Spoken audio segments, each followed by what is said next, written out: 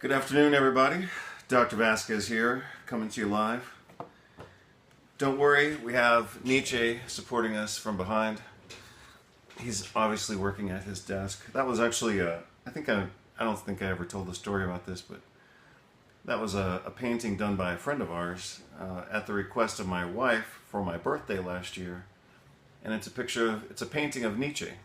It's pretty cool, and it has some kind of secret details included.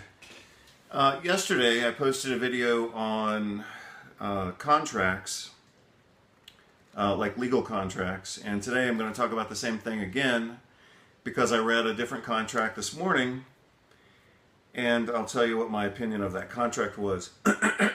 So, like I said before, I'm not trying to sound like, Mr. Businessman or something like that, but over the last couple of years, I have gained a lot more experience than obviously anything I had before, and I'm pretty happy with that. So if you have interest in, gaining some insights into business and, legal contracts and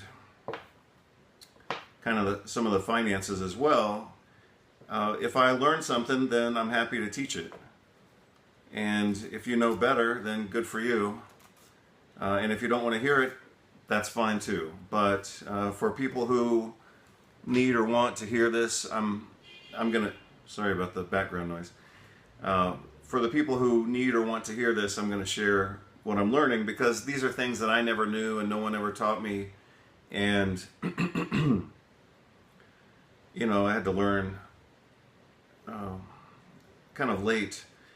I don't really know if I don't know if or how it would have changed my life to know this stuff earlier, but I know it now, and so here it is. I'm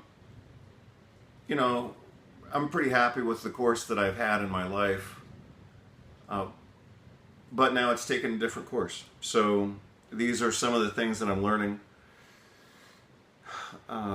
So let's talk about this contract that I read this morning. And in business, anytime you're going to do something, you obviously have to have some type of business agreement with somebody, and that usually takes the form of a contract. And so when I talk about reading contracts, it's not like I'm signing all of them, I'm just looking at them. Some of them I sign, and some of them I think are just stupid. But that's part of the lesson that I'm learning, and that's part of the lesson that I want to share with you. And I said this before. I said this in a video that I did back in 2022. I said, just because you want to do business with someone, and just because, let's say, they offer a contract and say, hey, sign here, doesn't mean you have to sign it, and doesn't mean that you should sign it. And in my experience, roughly 30% of the time, the contracts are, how can we say this? So, let's see. So I have, I could explain this a million different ways. But, from a philosophical standpoint, especially from a Nietzschean standpoint, that's Nietzsche behind me. From a Nietzschean standpoint, you have Apollo and you have Dionysius, or Dionysus. And Apollo represents order and structure, and Dionysus represents kind of visceral vitality, so to speak. And you have to have both of those in your life. You need to have order and structure and intelligence and knowledge and restraint. That's the Apollo side. And then the Dionysian side is kind of visceral and raw and crude, and, he was the god of wine and parties and stuff like that. So I can explain this. I can explain almost everything in both personalities, so to speak. I can do, high-level presentations. But when I do casual videos, I try to keep them casual and kind of visceral, because I think that's a way of communicating things that we can all relate to, at least as easily, but more profoundly than simply keeping things intellectual. So like I want to describe this contract. I'll try to describe it from an Apollonian standpoint and also from a Dionysian standpoint. So hopefully in my preface just now, I was about to get into reading this contract. Oh, so here's what I was saying a moment ago. When you do business, you have to eventually sign contracts with people because that's what business is, basically. You have your rights, they have their rights, you have your expectations, they have their expectations or limits, and you're going to exchange money for that. That's called business.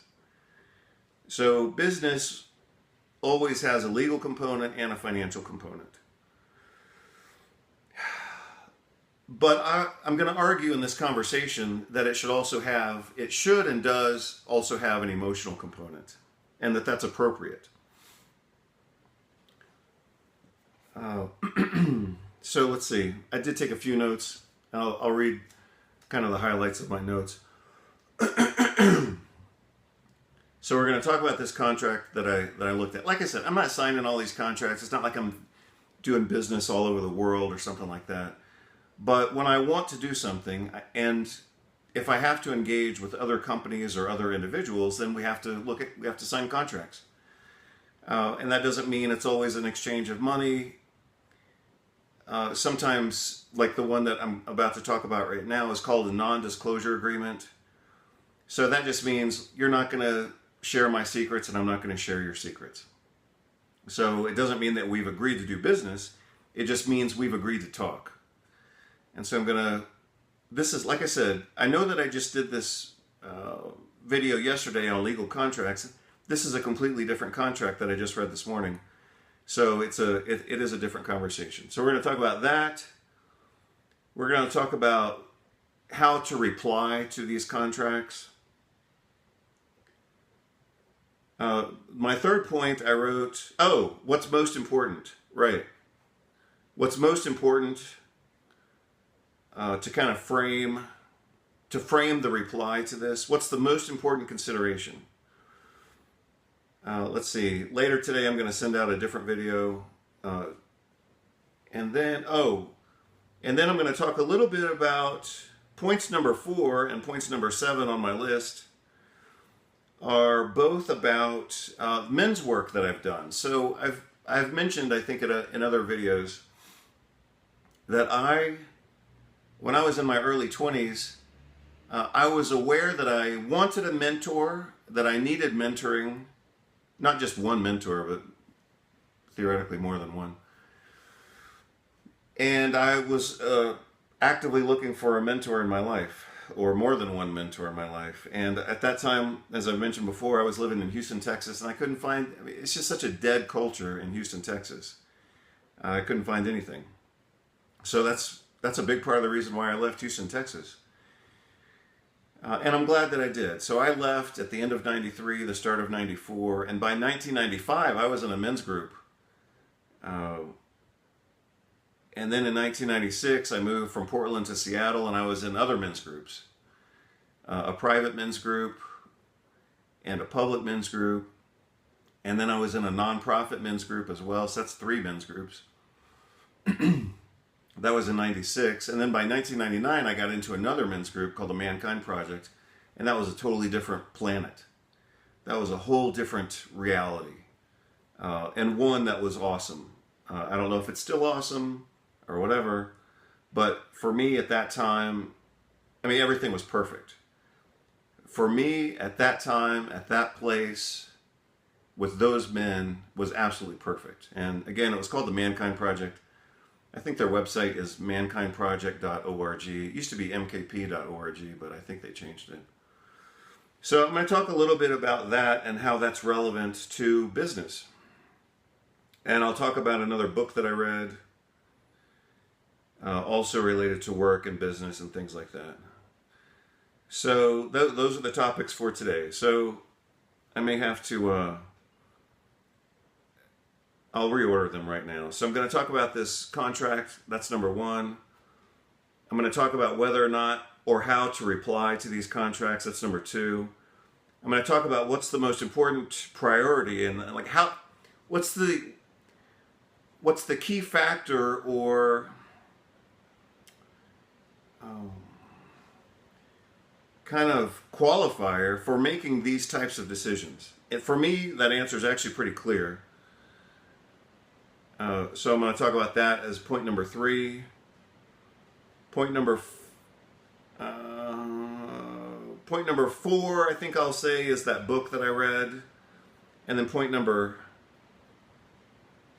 Oh, I'm sorry. Looks like I have men's work on here three times.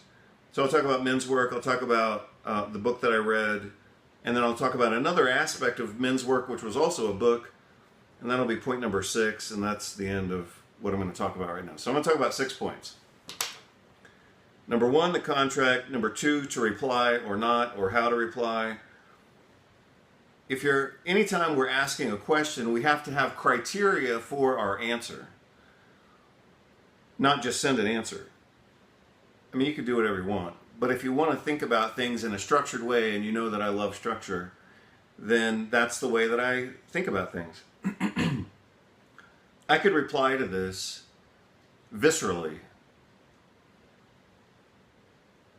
with some level of thought, or I could reply to it based on criteria, and that would help me shape my reply. So I'm going to tell you what my criteria is or are for this thing. So that was point number 3. And then after that, it could be point number 4 was men's work. Point number 5 was a book that I read, somewhat related to men's work. And number 6 is a men's work book. So it's kind of men's work and a book. And that's point number 6. And I'll show you how that plays into all of this. So I think it's going to be an interesting conversation. I'll try to get through it as quickly as possible. Or let me say as efficiently as possible. So again, I just read this contract this morning. And as I also said in today's video just a few moments ago, and I also said it back in 2022 in that video that I did on the beach when I was in Miami, you have to, in the business world, and I'm not, like I said, I'm not trying to be like Mr. Business Dude, guru or whatever, but I'm going to tell you a few things that I think are true.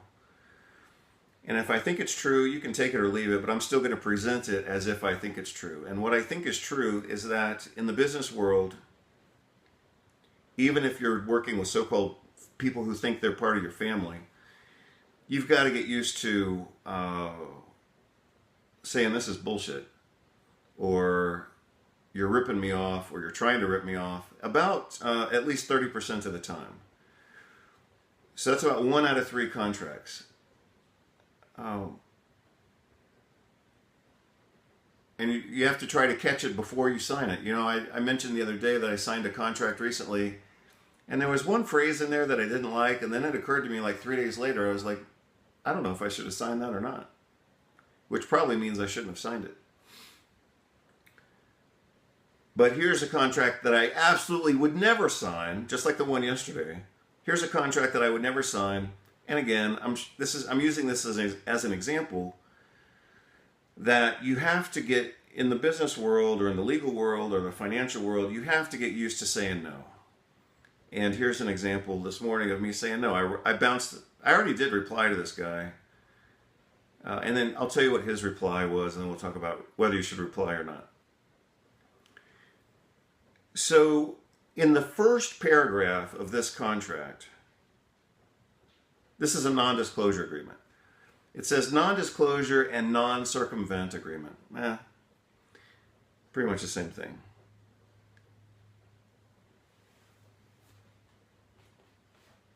It has the wrong date on it. I don't know why that is, but we could always amend that. Probably at the end of the contract it says effective date, but anyway. So again, this is a non-disclosure agreement. They have their name and address, and then there's the space for me to put my name and address. And then that's the first sentence, is their name and address, my name and address. We're about to sign this agreement. The second sentence of the contract says, A party hereunder who discloses its property information, proprietary information to the other is hereafter called the information provider, obvious, somewhat obvious, and the party hereunder who receives the proprietary information of the other is hereinafter called information recipient. Okay, that's fine. I'm the provider, they're the recipient, they're the provider, I'm the recipient. That makes sense. I mean, that's just basic. They're just defining terms. But here's where they screwed up. They screwed up on the third sentence.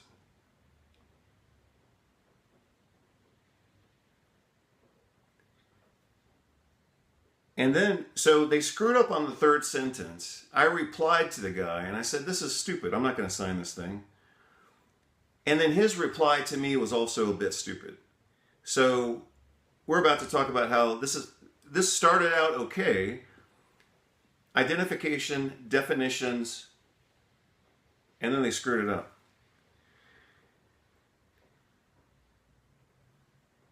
So, and I'm going to show you how this plays into some things that I learned in men's groups and by doing men's work in just a moment, because it is actually very relevant. If I didn't have this guy's voice in my head from exactly 30 years ago. 30 years ago? Is that right? Yeah, I guess it is right. I was 24. So, when 1995. Yeah, so in 1995, I was in a men's group in Portland, Oregon.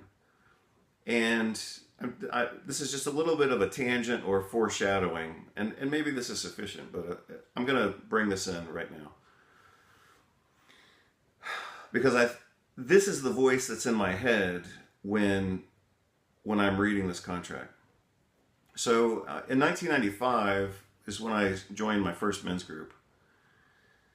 And they were affiliated with another international organization called the Sterling Men's Sterling Men's Organization or Group or Foundation or whatever. I don't know. Sterling Men's something.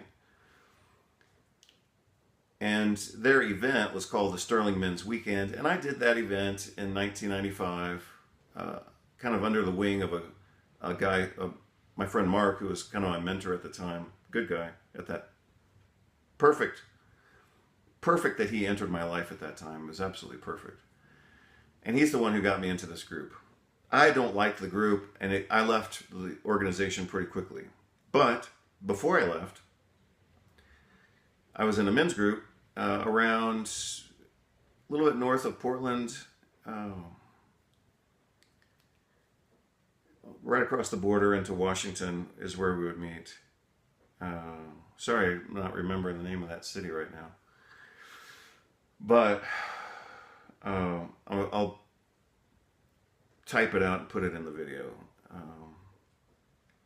It was just right across the border between Oregon and Washington. So that we would have our meetings there. So anyway, one of the guys' name was Ron, and I don't recall exactly the context, but what I do remember, his way of advising me was to ask me a question. And the question that he asked me may have been with my father. I can't remember who else it could have been with. But he said, what are the terms of the relationship that you have with this man? And I remember I was 24 years old. So I didn't really have terms of relationship with anybody. You know, I had relationships. But sometimes those relationships worked, or maybe sometimes they didn't. But I didn't really know what it was like. I didn't know what it meant to have terms of a relationship. So that was his question to me. And it was kind of a wake-up call, obviously, because he was trying to... it was in Vancouver, Washington. I just looked it up on the map. So directly north of Portland, Oregon is Vancouver, Washington. It's right on the border. And that's where we would have our meetings. So anyway, I was apparently trying to figure out something with somebody. And I talked about the situation to Ron for a few moments. And then he said, well, what are the terms of the relationship? And of course, that totally blindsided me because I didn't know what that meant at a relatively young age. But what he was communicating to me, obviously, was that I have to define the terms of the relationship that I want to have. I'm going to say that one more time, and then I'm going to take it to the next level. So what he was communicating to me is that I, as a young man, as a person, as a human being, as an adult, as someone who's not a slave to my environment, I have to define the terms of the relationships that I'm going to have in my life.